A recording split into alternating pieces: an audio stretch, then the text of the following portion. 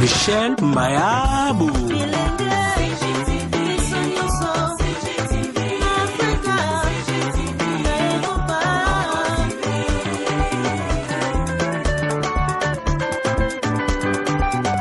Émission ya kitoko culturelle, politique, religieuse et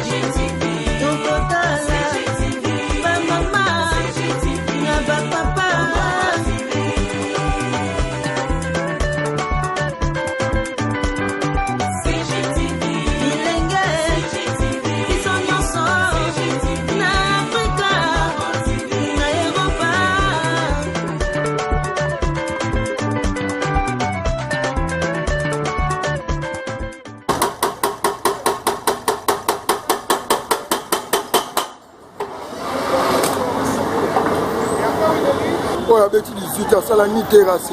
Mais parti ailleurs, 10 mois pamba.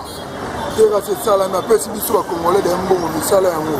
L'initiative a voulu, les gens vraiment bien que c'est dans le gouvernement. Na président de la République qui est mon co, madame Bajo, ça la première ça vient, mais il faut que quand même que d'accord, à partir de là, on va passer que pour tout mais regarde, tout peut ça va encore tout ça là. Initiative où basui, c'est l'initiative moko à Mutuya. C'est comment on anda kwa batu ebele, ndaki biloko batu ebebi, biloko ebele, pas qui contenir pour les petits économies balé. Donc avant na mboko, akomisa mboko ata royaume. To poto le quoi comme le roi. Et pour permettre l'éclairage, il faut commencer par démolir tous les bâtisses anarchiques qui sont superposés au courant collecteur. C'est la raison de notre présence ici. CGTV à la vitesse de la vie. Congo Gold TV à la vitesse de la vie.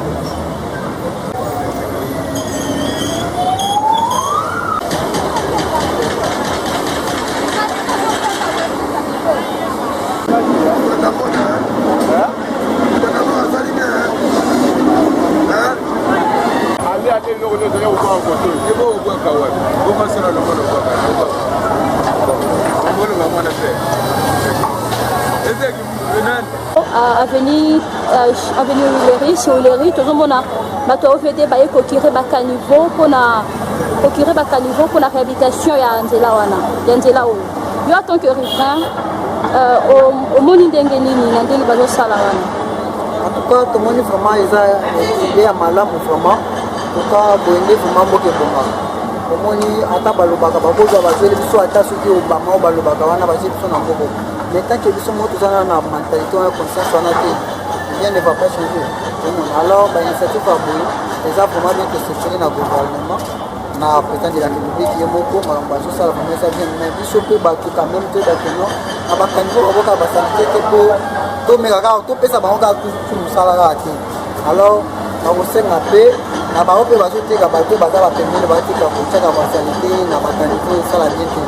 tomoni ke bapesa suka mosala gouvernement omoni fois so basalasala ta omoni okabemaka te alors so basali boye bato bazwi badisposition yake babwakaka suka basanité wana te moni ozala mwa bien parceke mai ntango ezoderange boye ezoliaka ezoderange kaka biso moko osepeli vraiment ça osepeli vraiment makasi na initiative vraiment tomoni awa chirurgerie OVD ezokire bakaniveau ezobongisa nzela yo en tant que riverain omoni ndenge nini?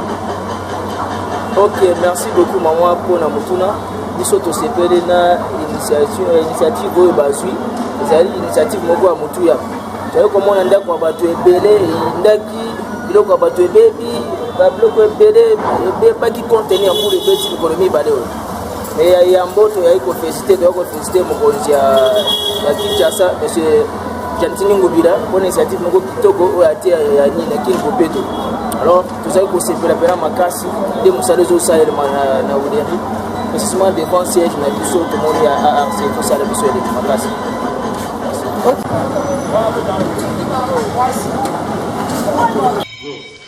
Ah ouais, c'est bien. Roger aimait l'empreinte digitale, l'aide des salvateurs sur le net. Hein? Veut dire que l'ISO mokonzi na net. Ya on a sengi bino bolandaka mingi Congo Gold TV. Congo Gold TV, autrement dit Congo Wolo. Na français balobi Congo l'or. Donc c'est de l'or. Donc il faut bolanda Congo Gold TV. Et si il y a information à bien, news à bien, maramoutou à bien, marambo bien, donc biso tout landara wana. Donc avec Congo Gold TV, c'est pas pareil. Si on l'a dit Congo Gold TV, je te bloque. Check.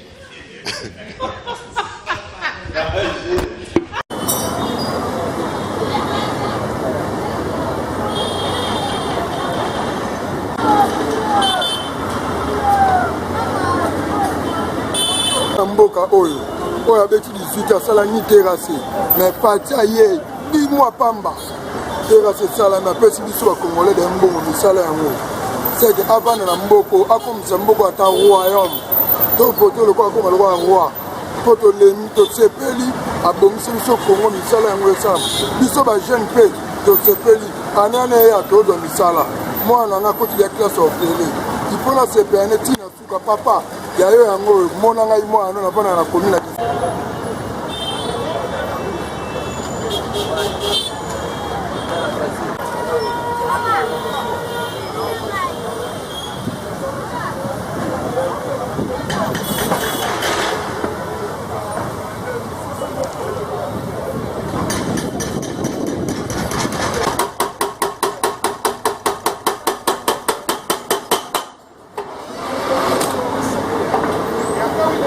Monsieur le bourgmestre, nous vous avons trouvé ici en train de visiter, là où ils sont en train de curer les caniveaux.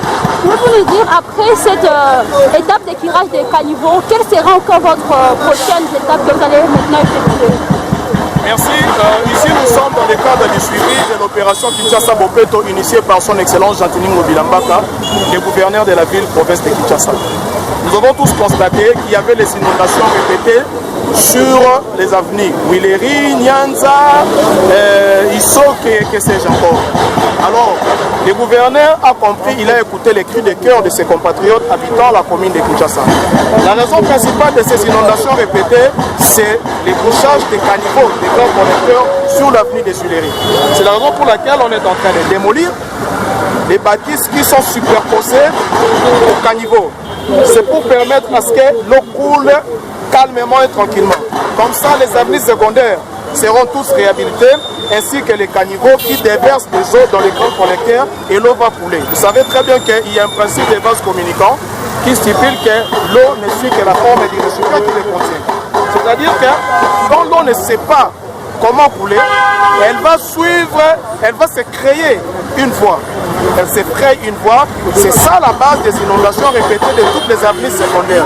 C'est la raison pour laquelle le gouverneur a instruit, il a mis les fonds à la disposition des entreprises qui ont amené des engins lourds pour faire de sorte que les tirages de ces caniveaux se fassent en bord de ciel. Et pour permettre les tirages, il faut commencer par démolir tous les bâtisses anarchiques qui sont superposés au courant collecteur.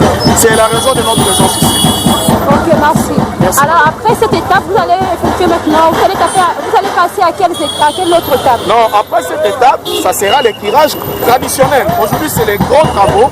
Et puis, il y a les équipes de Kinshasa Bopeto, la brigade d'assainissement qui est déjà mise en place ici dans la commune de Kinshasa, qui va continuer comme à la routine, donc son travail de tous les jours.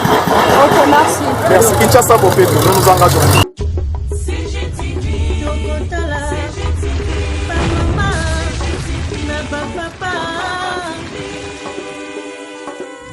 Michel Mayabou.